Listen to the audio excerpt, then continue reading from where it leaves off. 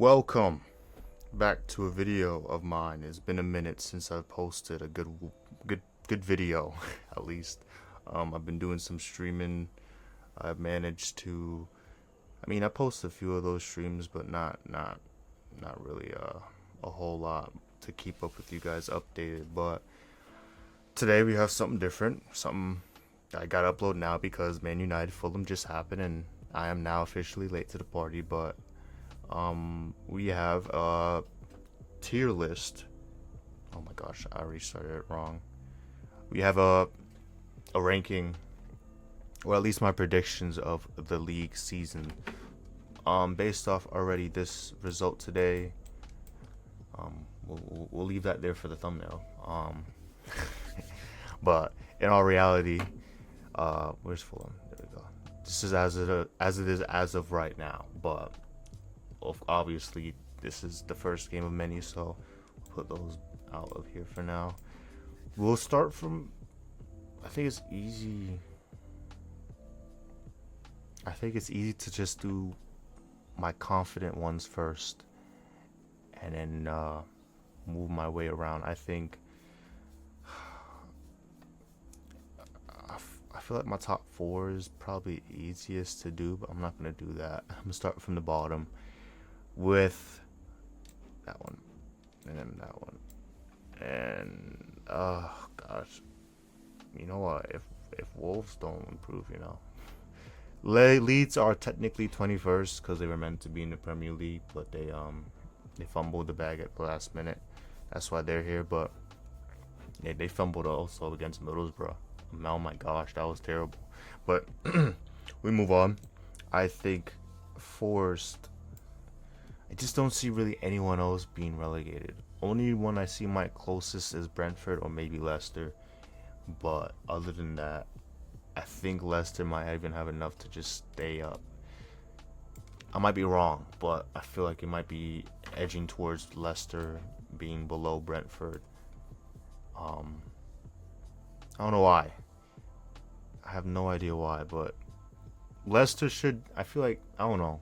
I'm thinking of Vardy, Madison days of Leicester. They can just easily get top six, but I don't even know about that anymore. Obviously, because they've just been brought back. But they had a really good campaign last year. And who have they really lost? They've lost Dewsbury Hall. If they managed to keep the right winger, I forgot his name. But they really haven't necessarily strengthened the squad. But they've signed people, but they haven't really made enough to really just get back up there. They haven't really settled themselves in yet. Brentford, I don't know what's going on with them. I feel like for a while they've just been a catalyst in the league, especially against Man United. Don't even bring back that 4-0 loss back in the day. But I don't know. They always end up bottom tier for some reason. Some might even have their. It's only because I don't see anyone else really falling back, especially with how some of the middle teams have just improved drastically. Speaking of which, I think 17, 16, I think Bournemouth, if they don't really sign someone really, they might fall off. I heard Billy Gilmore's being linked for Brighton somewhere else. I forgot if it's Napoli or something. I don't know if it's that, but if he's out the door, they need to sign some people, because yeah, they have Toma. They have a few good signings, but it's not enough. I feel it's just one big injury and then that's it. They want an injury away from just being done for. But I'm gonna put Crystal Palace in the mix. That West Ham. West Ham might cook this season.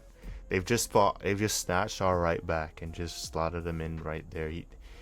And they had Sufal before then, so they were set in the right back position. They just fortified it.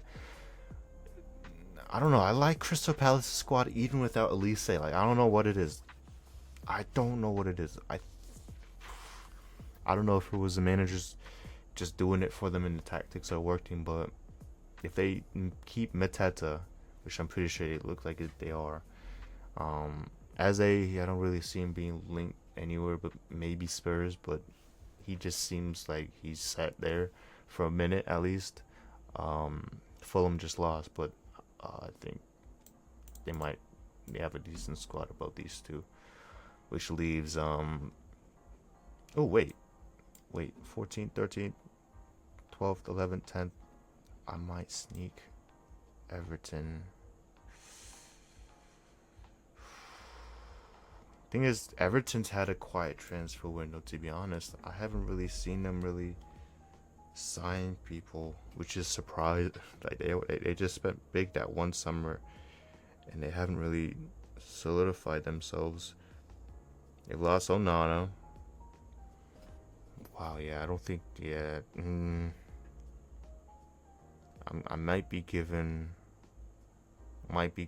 yeah, I'm definitely giving Everton a lot more credit than they deserve, not gonna lie. But I don't see, I might even switch these two, but they're so indistinguishable. Like, they've solidified some signs. Okay, and do that then. Everton hasn't done anything. I just peeped. They've lost Danjuma, which they didn't even use last summer. They've managed to keep Dominic Calvert-Lewin, but no one who's gonna buy him. Bournemouth, they just lost Solanke, and they have a squad that I like already. They just need a striker. Wolves, I don't know. They're not a catalyst for Man United, but they do pull some results against these lower teams somehow, which is good. Heading into Europa League, I think. Europa League. It says Europa Conference League, right? Not gonna lie, I think the Champions League is gonna do them in. I think so. I really do think so. They've made some signings, but they've had a very poor preseason. I've actually kept track of it. Surprisingly, I've kept track of Aston Villa's poor preseason. And preseason doesn't really dictate what's going on, but every single time a newly promoted squad develops and gets big, and then they get into a cup game like a domestic cup, they just seem to just not perform. Now, look what happened to Brighton last year. Look what happened to West Ham the season before, the season of, where they just were struggling to maintain both was it the cup and the league. But I don't know. Newcastle, they kind of hit or miss for me. They couldn't be indistinguishable for these two. Man United, oh brother, I'm gonna stick y'all fifth. I did have faith in y'all, but what's going on here? I think I miscounted. 14th, 13th, 12th, 11th, 10th, 9th. Okay, we'll chuck y'all down there then. Newcastle, ooh, I think y'all will do fine. Man United, thing is, I don't think, okay, those really matter. I think these two get stuck in the middle, which is a bit fair. I think that's the fair assessment. I think they're both where they both ended up last season. To even be in the top 6 again is quite impressive, because you never know, any of these teams right here could just jump and just get a form. I believe West Ham can even end up 4th by December. Fulham can end up 5th. That's how the league goes. That's the fun of it. But I mean, the top 4 always end up being the top 4. That's because of just consistency, and they just have a larger squad, obviously. But to be fair, Man United, to get a win against Fulham was fair. Seeing how they perform is just abysmal. We need a left back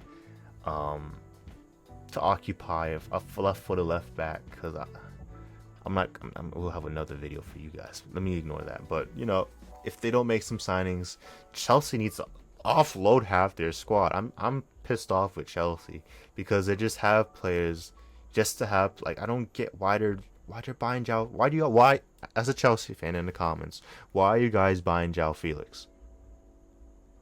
Where's Nicholas Jackson? Is he injured? Where's Broja? Oh, he's off to the U21s team now. Oh, brother. Okay. Fair enough. Chalobah was one of your most consistent defenders last. I may not have watched him, but He's a pretty good defender. For him to be outlast all the defenders, Koulibaly, and still be in the squad up to this point, he must have some consistency in the fact that he's been treated that way. You know what? Y'all should end up in the relegate. Deduct points for them. Respectable 5th and 6th for these two squads. Golly. Liverpool haven't made any signings really.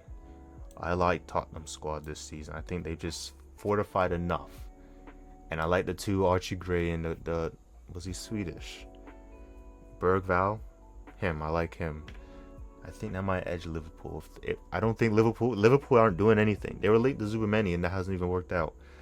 I think it's boring to go with these two as the top two, but Man City, what more can be said about them? They've just managed to improve their squad from last year, which is crazy to think. They managed to play a different brand of football from last year and just do better. And Arsenal are stacked. Arsenal just Mikel Antonio. Mikel Arteta has just spent years trying to catch up with his mentor, and it just haven't even worked out yet. But I think it might be a close one this year. I don't know, like, if it ends up being any of these top four, I'll be surprised. But I think this is a very fair assessment of my Premier League predictions. I think this is my opinion, so if y'all disagree, let me know. If y'all flipping Bournemouth fan, let me know y'all want this or something. But this is fair enough. Again, don't know why Leeds are there. I don't even know if they're making out the championship next season, this upcoming season. But hey, that's not my problem. We're focused on this. Let me know if y'all have your thoughts and opinions, and thank you. Peace.